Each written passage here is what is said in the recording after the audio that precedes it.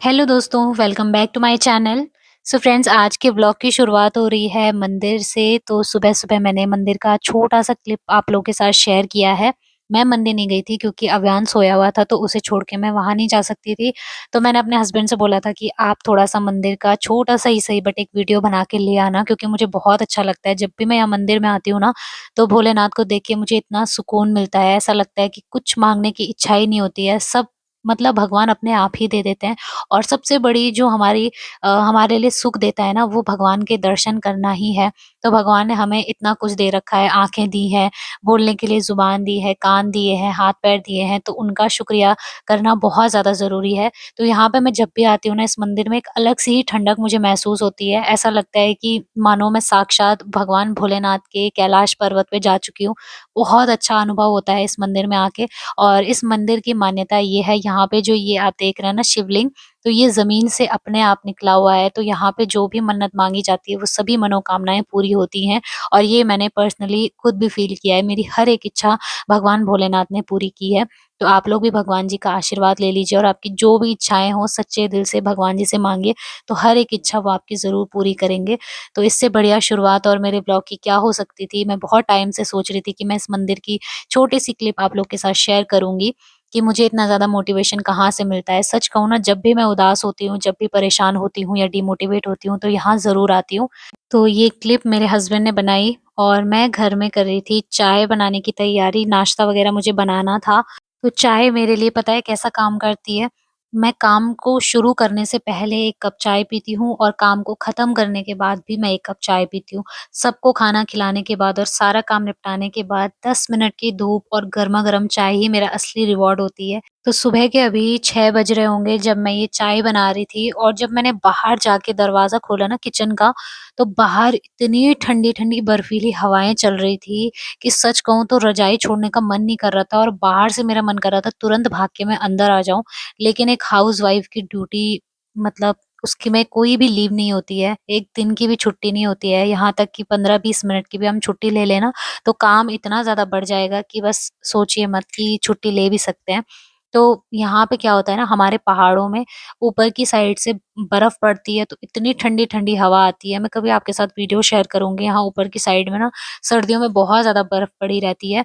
तो पहाड़ों से आती हुई हवाएँ और नल का जो ये पानी आता है ना, ऐसा लगता है मानो सीधे बर्फ पिघल कर आ रही हो। लेकिन किचन का जो ज़्यादातर काम होता है एक हाउसवाइफ़ का, वो पानी का ही होता है। अगर आप किचन में खड़े हो ना, तो 1-2 करके जो चम्मच, कटोरी, ग्लास वग़ैरह निकलते हैं, उसे तुरंत धोना, तुरंत रखना, ये तो हर कोई करता ही करता है। अब जितनी बार हम पानी में हाथ डालेंगे, उतनी बार हमारा हाथ ऐसा लगता है कि बस अब तो टूटने ही वाला है, इतना ठंडा-ठंडा हो जाता है ना। और वैसे तो मतलब हस्बैंड बाहर अव्यान के नहाने के लिए और अपने नहाने के लिए या मेरे नहाने के लिए पानी को गर्म कर देते हैं। हमने आग जलाई रहती है, क्योंकि पहाड़ों में ना सभी के घरों में आग ज़रूर जलती है।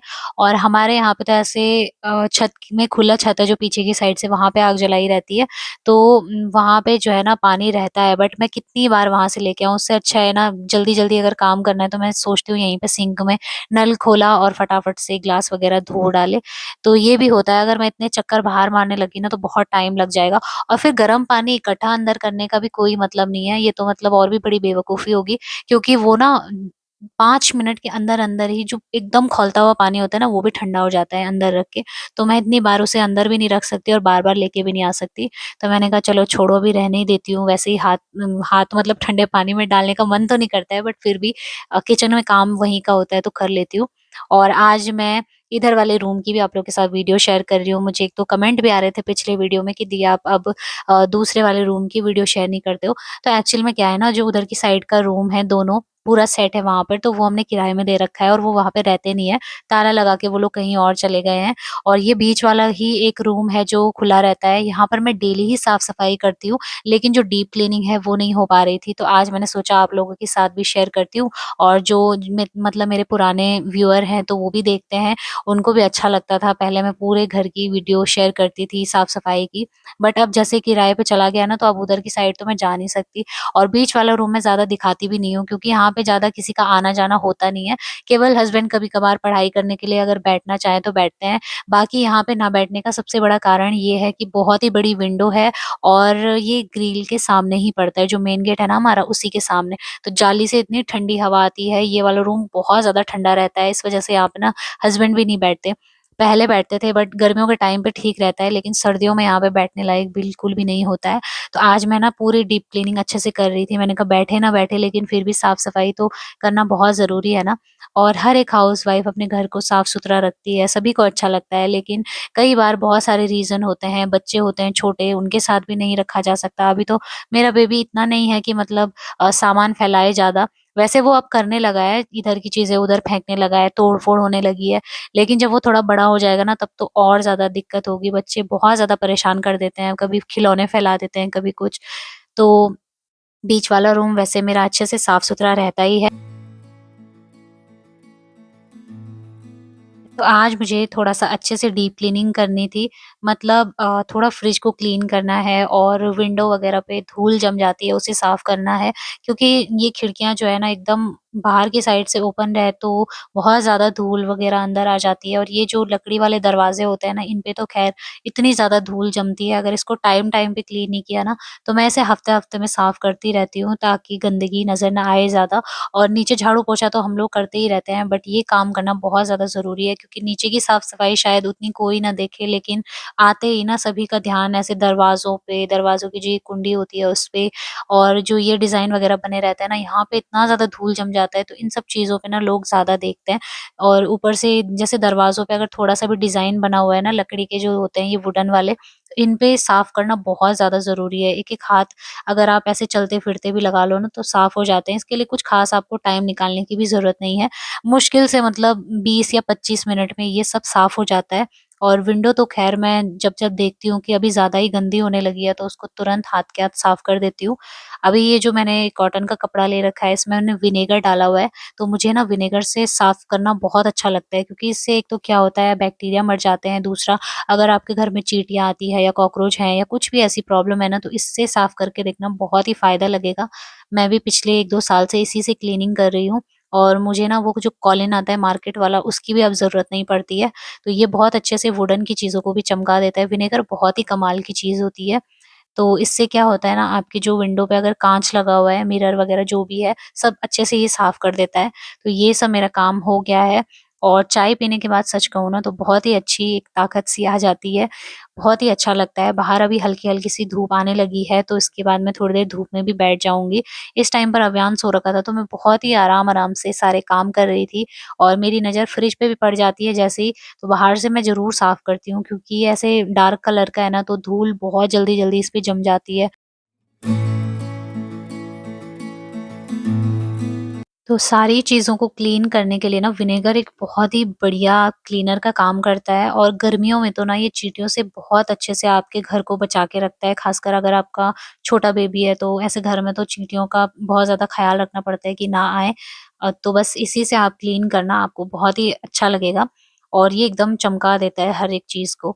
तो जब मेरा सारा काम साफ-सफाई का हो गया था उसके बाद मैंने अव्यान के लिए भी ब्रेकफ़ास्ट बना दिया। तो सुबह 10 बजे मैं उसे नाश्ता दे देती हूँ और ये मैंने बनाया है गाजर का हलवा उसके लिए, थोड़ा-सा घी डाला उसमें गाजर को कद्दूकस करे हुए गाजरों को अच्छे से भून लिया था और उसके बाद पानी डाल के इसमें थोड़े से मैंने किशमिश भी डाले हैं ताकि थोड़ा मीठा हो जाए।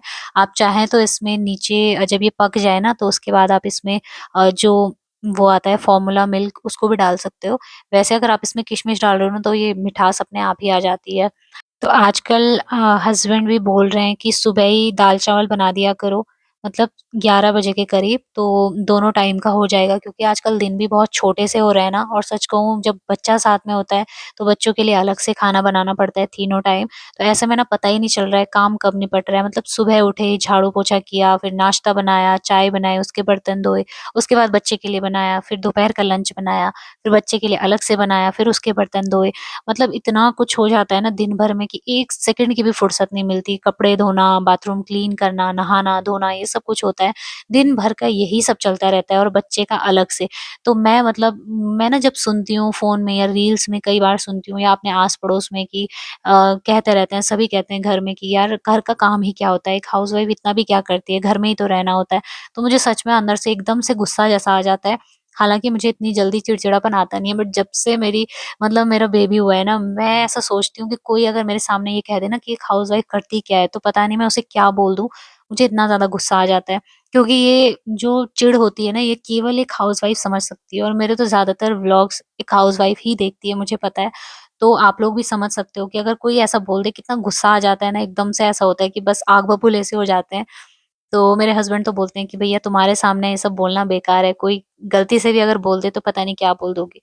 तो मतलब मैं कहती हूँ कि आप ही देखो, वीडियो बनती है, हर एक काम होता है, सभी चीज़ें वीडियो में शेयर होती हैं। चलो हम तो वीडियो बना के दिखा देते हैं, लेकिन जो नहीं दिखा पाते हैं, जो बड़ी फैमिली के साथ रहते हैं, उनका कैसे होता होगा? मतलब सोच के ही ऐसा लगता है यार कैसे कर लेते होंगे? तो यहाँ पे मैंने सब कुछ बना लिया था।